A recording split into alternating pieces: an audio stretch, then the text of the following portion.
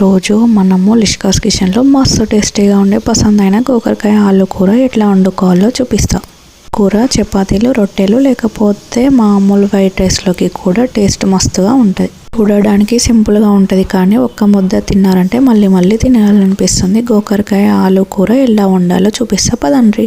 గోకరకాయ, ఆలుగడ్డ, కొబ్బరి, ఉల్లిపాయ ముక్కలు, కొత్తిమీర అన్ని కట్ చేసుకొని పెట్టుకోవాలి. ఇప్పుడు స్టవ్ ఆన్ చేసి ఒక గిన్నె పెట్టి నూనె పోసుకుందాం. నూనె మస్తు వేయడంగానే ఆవాలు, జీలకర్ర, ఎండుమిర్చి వేసి మంచిగా చిటపటలాడాక ఉంచుకుందాము. ఇప్పుడు ఇందులో ఉల్లిగడ్డలు, పుదీనా వేసి కొంచెం రంగు మారేదాకా చక్కగా వేయించుకున్నాక ఉల్లిగడ్డలు రంగు మారాక అల్లం వెల్లుల్లి ముద్ద, పసుపు కలిపి పచ్చివాసన పోయేదాకా కలుపుకోవాలి.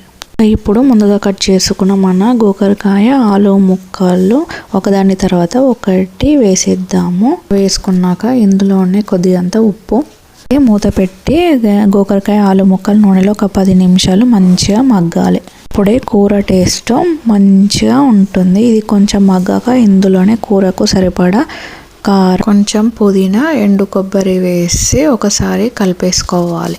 మంచిగా ఆయిల్లో ఇట్లా మంచిగా మగ్గించుకోవాలి. తర్వాత ఇందులో కొద్దిగా ధనియాల పొడి, కొత్తిమీర వేసుకోవాలి. నుంచి కొద్దంతా కొత్తిమీర వేసుకొని స్టవ్ బంద్ చేసుకోవాలి. మన పల్లెటూరి స్టైల్ గోకరకాయ ఆలు కూర రెడీ. ఇది వేడి వేడి అన్నంలోకి మస్తు ఉంటుంది. ఒక మంచి రెసిపీతో లిష్కాస్ కిచెన్లో కలుద్దాము. సరే, ఉంటా మరి.